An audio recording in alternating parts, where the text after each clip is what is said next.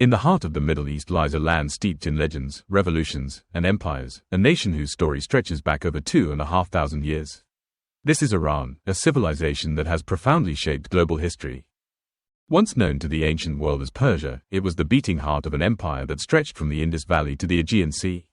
Today, it's a theocratic republic often making headlines for its authoritarian rule and regional influence. But how did we get here? How did a land famed for poetry, tolerance, and innovation become a society governed by strict religious law? To understand Iran's present, we must unearth its past, one shaped by conquest, faith, colonial interference, and seismic revolutions. This journey offers critical insights for history enthusiasts, political science students, and anyone seeking to grasp the complexities of the modern Middle East. Our story begins in 550 BCE, when Cyrus the Great founded the Achaemenid Persian Empire, an entity unlike any other. This wasn't merely a vast territorial conquest, it was a visionary political experiment. Cyrus's empire was characterized by an unprecedented policy of cultural and religious tolerance.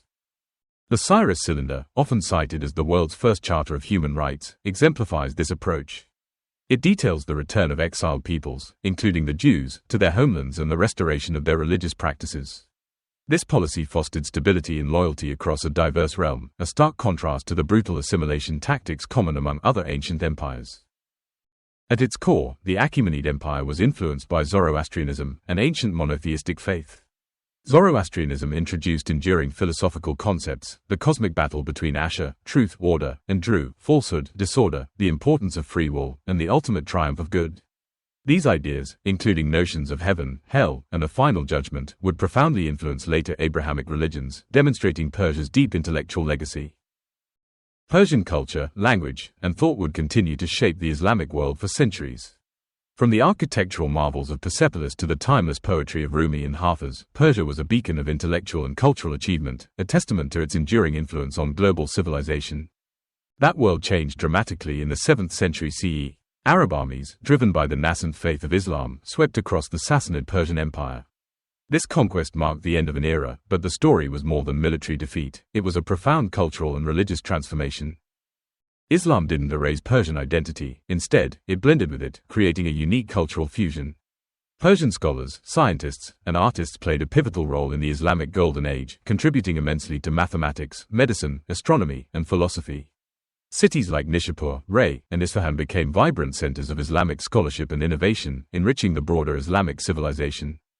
However, Islam also brought with it Sharia, a comprehensive legal system derived from the Quran and the Sunnah of the Prophet Muhammad. Sharia governed not only personal piety but also public life, commerce, and governance. From this legal framework emerged the concept of commanding right and forbidding wrong, Amr by al-Ma'ruf wa nahi, and al-Munkar, a principle that would later take institutional form in the Islamic Republic, emphasizing the state's role in policing morality. In 1501, Iran made a fateful turn with the rise of the Safavid dynasty.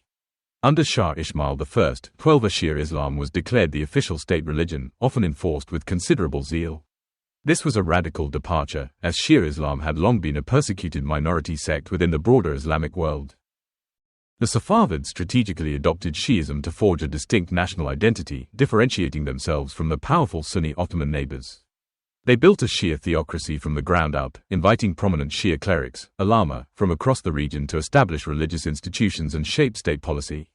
This institutionalization of the clerical class gave them unprecedented influence over society. Everyday life, from dress codes to dietary laws, came under increasing religious oversight. The Safavid era laid the foundational blueprint for a society where religious scholars held significant sway, setting a precedent for the later concept of clerical rule. This period cemented the unique Shia character of Iran, a defining feature that continues to shape its political and social landscape.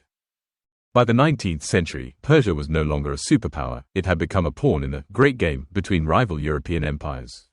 Britain and Russia carved up its territory into spheres of influence, extracted its resources through exploitative concessions, and dictated its politics.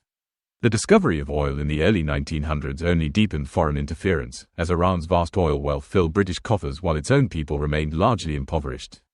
This era of humiliation fueled a growing desire for self-determination. In 1906, Iranians, including merchants, intellectuals, and even some clerics, launched the Constitutional Revolution. They sought to establish a rule of law, limit the absolute power of the Qajar monarchy, and build a modern, democratic state. They drafted a constitution and elected a parliament, Majlis, reflecting a profound yearning for sovereignty and progress. However, internal divisions, coupled with renewed foreign intervention from Britain and Russia, ultimately crushed these nascent reforms. The failure of the constitutional revolution left a bitter legacy, demonstrating how external powers could undermine Iran's aspirations for democratic governance and national independence. This period sowed the seeds of deep anti-Western sentiment that would resurface decades later. In 1925, Reza Shah Pahlavi came to power, ushering in a new era of secular nationalism. His ambitious goal was to rapidly modernize Iran by sidelining religious institutions and adopting Western models. He implemented sweeping reforms, establishing a modern army, building infrastructure, founding Tehran University, and promoting a secular education system. He also controversially banned the hijab in public and granted women the right to vote, aiming to integrate them into public life. His son, Mohammad Reza Shah, continued this mission, transforming Iran into a seemingly westernized state with universities, cinemas, and a burgeoning middle class. The White Revolution of the 1960s introduced land reform, literacy programs, and further women's rights, aiming to modernize the economy and society. However, this modernization was largely top-down, often brutal, and deeply authoritarian. The Shah's secret police, SAVAK, brutally silenced dissent, and oil profits disproportionately enriched the elite, leaving most Iranians in poverty. The perceived subservience to Western powers, particularly the United States, further alienated large segments of the population. The final straw came in 1953, when Iran's democratically elected Prime Minister, Mohammad Mossadegh, nationalized the oil industry to reclaim Iran's resources. The CIA and MI6 orchestrated a coup, known as Operation Ajax. They overthrew Mossadegh and reinstated the Shah as an absolute monarch. This intervention lit a fire of anti-American resentment that still burns, cementing the perception of Western interference in Iran's internal affairs and undermining any trust in democratic processes. By the late 1970s, the Shah's regime was tottering, perceived by many as corrupt, oppressive, and excessively westernized. Into this volatile environment stepped a charismatic cleric in exile, Ayatollah Khomeini. From his base in France, Khomeini preached a radical new idea, that Islamic scholars, specifically a supreme jurist, faqih, should rule in the name of God. This concept, known as Velayat-e-Faqih, guardianship of the jurist, challenged centuries of traditional Shia quietism, which generally advocated for clerical non-involvement in direct governance until the return of the hidden imam. Khomeini's message resonated deeply with millions of Iranians, who were disillusioned with the Shah's secularism and repression. A diverse coalition of students, intellectuals, merchants, and religious conservatives joined the revolutionary movement. In January 1979, the Shah fled Iran, and Khomeini returned triumphantly to lead a revolution that stunned the world. Soon after, Islamist factions, led by Khomeini and his loyalists, systematically sidelined secular and liberal revolutionaries. The storming of the U.S. Embassy in November 1979, and the subsequent 444-day hostage crisis, became a defining moment. It radicalized the revolution, solidified anti-Western sentiment, and isolated Iran from the international community, particularly the United States. A new constitution was drafted, enshrining the supreme leader, the Velayat-e-Faqih, with ultimate authority over all state affairs. While elections existed for the presidency and parliament, candidates were, and still are, vetted by the Guardian Council, a body dominated by clerics loyal to the supreme leader. Sharia law became the basis of the legal system, and morality policing was institutionalized, fundamentally transforming Iranian society. What followed the revolution was a period of profound transformation and often brutal repression. The nascent Islamic Republic swiftly moved to consolidate its power. Thousands of perceived dissidents, including former regime officials, secularists, and leftists, were executed.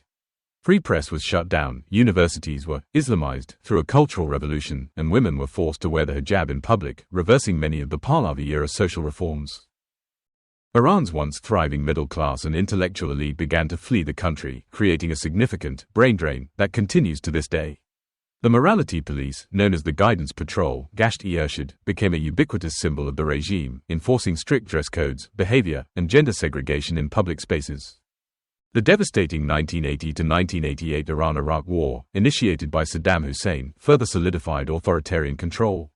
The war, framed as a holy defense against aggression, allowed the regime to suppress internal dissent, rally nationalistic fervor, and promote a culture of martyrdom.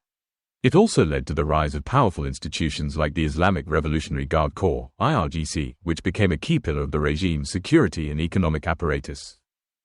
And yet, beneath the surface of state control, dissatisfaction grew. Economic hardship, social restrictions, and a yearning for greater freedom simmered, leading to periodic eruptions of protest. In 2022, the tragic death of Mahsa Amini, a young woman arrested by the morality police for allegedly violating hijab rules, sparked a wave of protests unseen in decades. Led predominantly by young Iranians, particularly women, these protests questioned everything: the role of religion in politics, the legitimacy of the regime, and whether true freedom was possible within the confines of the Islamic Republic. The slogan, "Woman, Life, Freedom," resonated globally, highlighting the deep-seated desire for fundamental rights and autonomy. Iran today stands at a critical crossroads, torn between its revolutionary past and an uncertain future. Can it reconcile its unique Islamic identity with the demands of a modern, globalized society? Can it reform from within, allowing for greater political and social freedoms, or is another seismic shift, perhaps even another revolution, inevitable? These questions are not merely academic, they have profound implications for the Iranian people and for regional and global stability. Iran's story is not just about kings and clerics, but about a resilient people caught between memory and modernity, empire and ideology. From Cyrus the Great's visionary pluralism to the veiled streets of today, Iran's journey remains one of history's most compelling and complex narratives.